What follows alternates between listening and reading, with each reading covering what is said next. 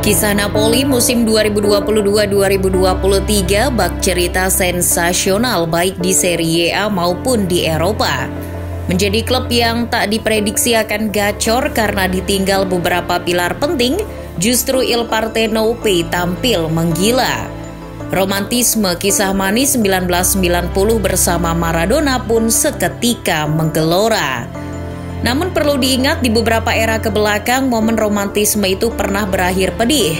Sempat 2 kali menjadi juara paruh musim, namun mereka akhirnya justru gagal raih mahkota. Dan jangan salah, dalam catatan sejarah sejak 1 dekade silam, Napoli ini adalah rajanya runner-up. Jadi, apakah kali ini mereka sudah kapok jadi runner-up dan akhirnya juara? Flashback tentang cerita kelam Napoli di periode tahun 2000-an awal, ketika mereka terpuruk dan terperangkap hutang 70 juta euro. Jangankan prestasi, staf, pemain, tempat latihan dan peralatan pun mereka tak punya ketika terperosok ke Serie C. Namun bak dewa penolong, rejeki nomplok datang dari seorang sutradara film bernama Aurelio De Laurentiis. Ia terjun ke ranah sepak bola dan membeli Napoli.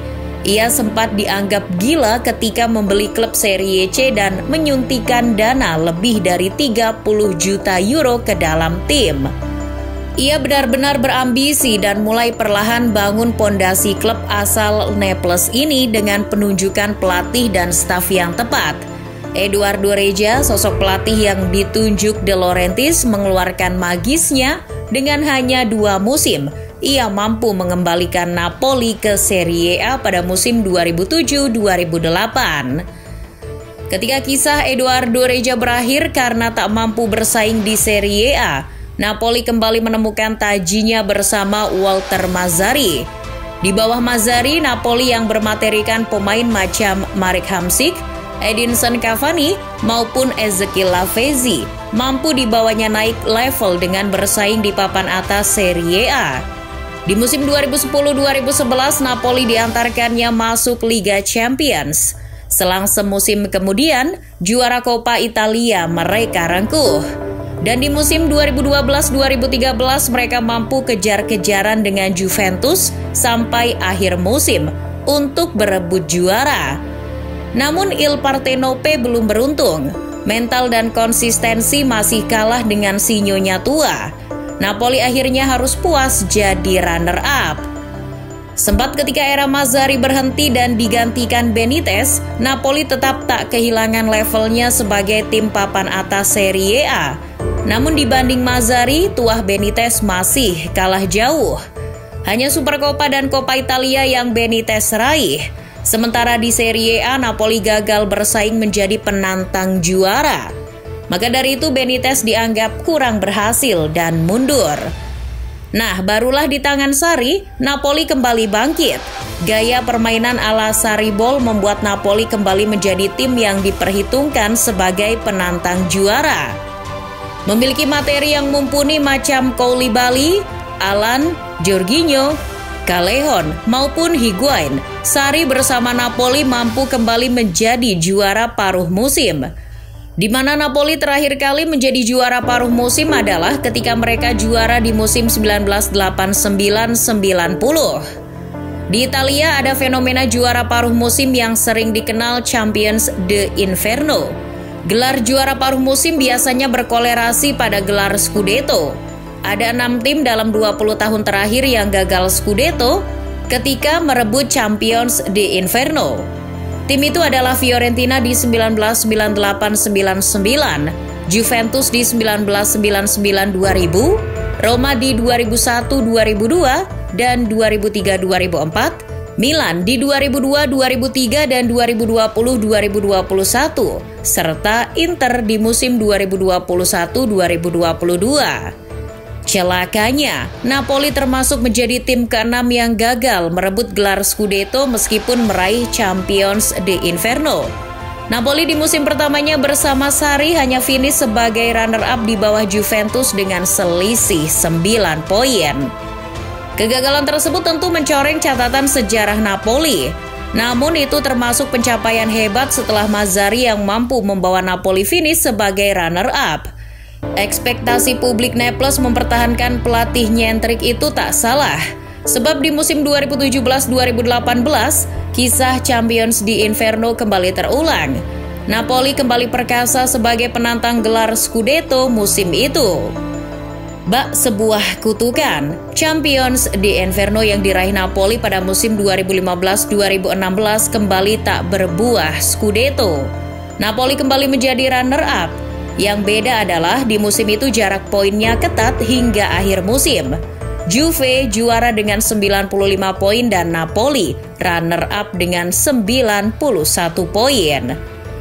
Meraih total 3 kali sebagai runner-up Serie A sejak era kebangkitannya, membuat Napoli lekat namanya menjadi Raja Runner-up, baik di era Mazzarri maupun Sarri. Namun jangan juga dilupakan, predikat Raja Runner-up pun kembali sah ketika di era Ancelotti. Setelah Sarri pergi ke Chelsea, Ancelotti ditunjuk meneruskan titah Napoli sebagai pesaing Scudetto. Namun berbeda dengan Sarri yang mampu mengais asa dengan meraih Champions di Inferno, Ancelotti tak mampu meraih itu. Bahkan Ancelotti tertatih membawa Napoli bersaing hingga pekan-pekan terakhir Serie A. Jaraknya di tabel klasemen pun cukup jauh. Juve juara dengan 90 poin, sementara Napoli hanya 79 poin. 4 kali jadi raja runner-up Serie A. Mereka kembali lagi dari tidurnya di musim 2022-2023. Dengan skuad compang-camping ditinggal beberapa pilar pentingnya, Napoli awalnya disepelekan. Mertens, Fabian Ruiz, Koulibaly, Milik, Insigne, semuanya pergi. Apakah itu menjadi bukti awal keterpurukan Partenope? Justru sebaliknya, kembali menjadi Champions di Inferno dengan rekor tak terkalahkan dengan 13 kali menang dan hanya 2 kali imbang. Memunculkan pertanyaan yang berbeda. Apakah ini akan mengulang kutukan mereka di 2015-2016 dan 2017-2018? Ataukah akan mengulang kisah manis mereka di 1989-90? Tentu banyak faktor yang bisa membuat Napoli benar-benar bisa meraih juara musim 2022-2023. Di antaranya adalah faktor Spalletti, pelatih pelontos yang menyuguhkan permainan atraktifnya selama ini, mengingatkan musim lalu ketika Pioli mampu membawa Milan juara. Selain itu, kedalaman skuad mereka dengan transfer cerdiknya macam Kim Min-jae, Zambo Anguissa, Khvicha Kvaratskhelia, Ndombele, Raspadori maupun Giovanni Simeone, mereka justru terbukti ampuh secara teamwork.